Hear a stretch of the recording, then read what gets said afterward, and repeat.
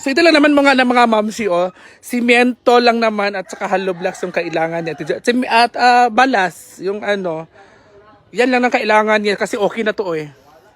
Natayo na po ni Papa. Ito yung first day ng ating pagpapagawa ng kanyang bahay. Oo. Yan lang po kalaki guys. May masilungan lang po yung mag-ina. May masilungan lang po siya. So, yun, may masilungan lang talaga. So, okay na. Pero hindi ko kasi alam na kasya to. Pero alam ko kulang pa yan eh. Kulang na ang 2x2. Kulang, di ba? Kulang yung 2x2. So, ngayon, nagpapahinga muna kami saglit. Ayan po si Papa. Siya yung mag-ano dito, magtatrabaho. Kandukaton ko na ron ng 2x2 nga. Butang blessing ako basta ko na. Mga bulok. Ayan na guys. Mga round timber. Baka naman guys, may Gcash naman si ano guys. Sa mga gusto dyan na mag-abot. Wala mga kawiyan na ba? Ang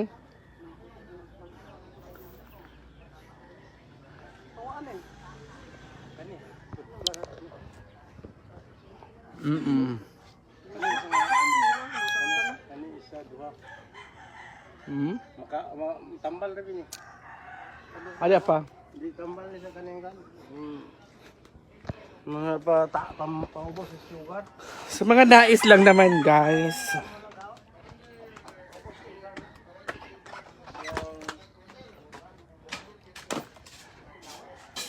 Ano ka dito, magkwentuhan tayo at ito Ate Jolly. So magkwentuhan muna kami ni Ate Jolly guys. Ay, Ate Jolly, dati kung ano yung bahay mo dati pag may pumupunta dito, bakit ka takot na takot pag may pumupunta dito? Ano kasi kanang makapalisin na or Ha? pag may magre-rent ulit. Takot ka kasi baka paalisin ka na. And anong year yun na trauma ka dito na may pumunta dito at sinabihan kang ngayon lang? This year lang. Anong sabi? Kasi Diyan ka upo. last May kasi may pumunta dito. Oo. First week sa May. Ha? Second week ng May. May Irog ka dito. Ha? Ano? First week ng May may pumunta dito. May pumunta dito tapos May magre-rent daw siya.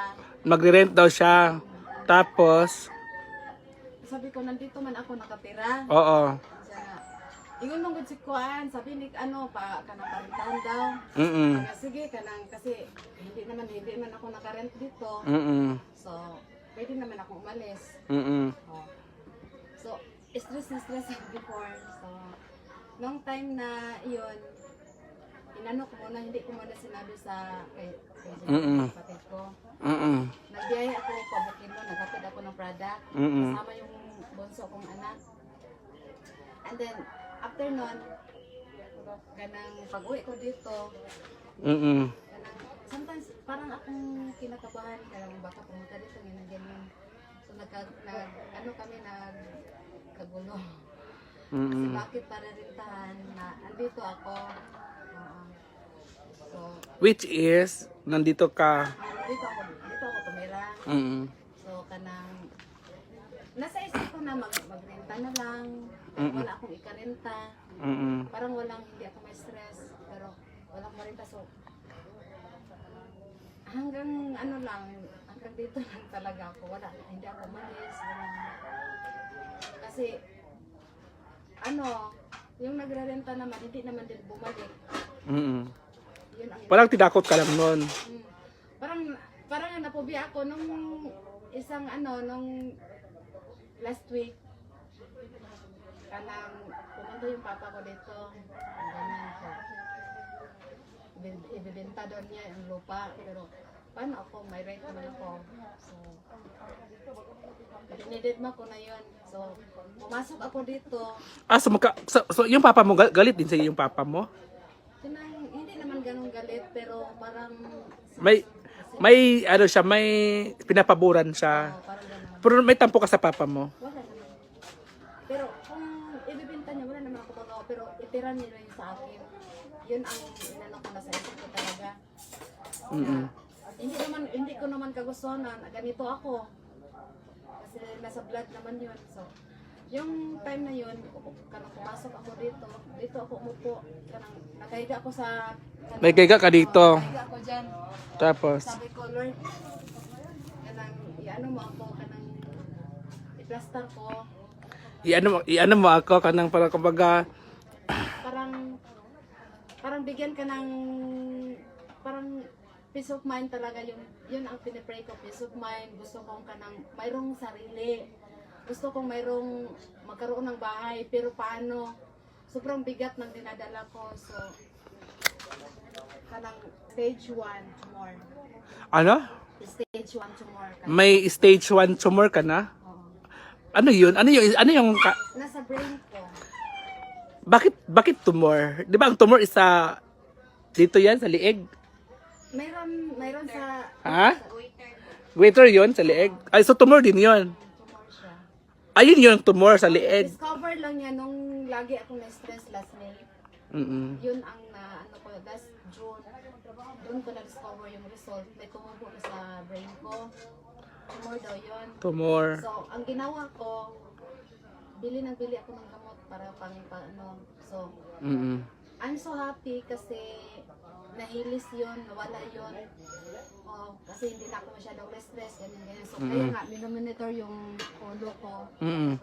Laging minomonitor halos kanang every month. Mm-mm. Twice a month yung ano. Mm-mm. So, okay naman din kanang hopefully nga mawala talaga siya. Mm-mm. Stress lang talaga yung naka-trigger sa akin. Stress lang yun. So ngayon, I'm so happy kasi nabawasan yung stress ko dahil nandito kayo, tinatulungan niyo ako. So, ganun talaga. Yung tinathank ko lang kasi I'm always positive. Yun ang ginagawa ko lang para lang ano, Iwas stress ka. iwas stress. Then hindi ko rin minsan hindi ko na pinapakita sa mga tao na kanang may dinadala ako kasi nagbebenta nga ako ng food supplements. So kanang kung putla ako, nilalagyan ko na lang yung pula-pula yung kanang mukha ko para lang hindi ako mukhang masakitin. So walang nakakaalam ng time na yun. Ngayon ko lang, bago lang yan na naanuhan ko yung mayroon akong stage 1, pero ng time ng June, July, August. Paano kung lumala yung ano mo, yung tumor mo kasi stage 1 na ngayon? Pero ang last Monday, galing ko ng doktor. So nakita doon na kanang nahili siya. So parang nawawala siya. So hopefully, sabi ng doktor, matulog ka kanang maaga dahil yung gamot. So far ininom ko naman lahat yung gamot. Kaya walang-wala ako. So bumili ako ng gamot na ininom ko pampakuan. So dinagdagan ko ng pag-inom ng food supplement, kahit anong ininom ko, kahit anong herbal ininom ko para lang gumaling talaga ako. So okay naman din. So ngayon okay naman ako kanang kagabi nakatulog ako. Wala ka nang iniisip masyado. Wala na masyado akong iniisip kasi may ina-expect na ako na kanang bahay matutuluyan. Kanang matawag na sa akin talaga dahil sa mga tulong niyo po. So, iwas stress na. Sa akin lang kanang kung sinong may extra money dyan, pwede mamasko na ako maagang pamasko ko sa inyo. Para matapos na kasi parang may malak yung kwarto at saka may matutuluyan ako sa akin talaga po. Kung may extra kayo, pili po akong tutanggap. Mamamas ko po ako sa inyo lahat po.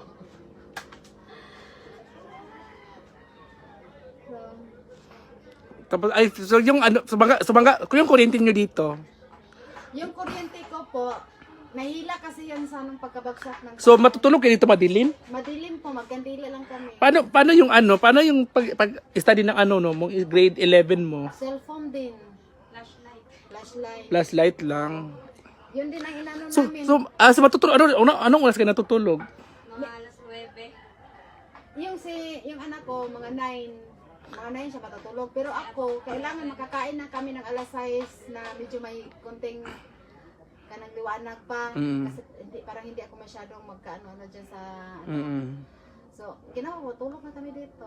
Maghiga-higa na kami. So wala namang pumapasok dito, wala namang nagaano or meron din minsan. Pasok na. May narinig kayo ditong parang naglalakad o naninilip something. Ay, kaya nga tinakpan ko yan, yung nasa gilid ko. Kasi dati, mayroon talaga. Hindi yun wala dito kasi puro lalaki yung nasa likod ko. Yeah.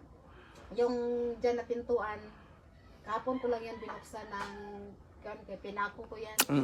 Kasi parang dito lang yung door namin. Kasi pag dyan, hindi ko alam kung malak nila, hindi ko ma-monitor. So hindi naman, wala namang kusang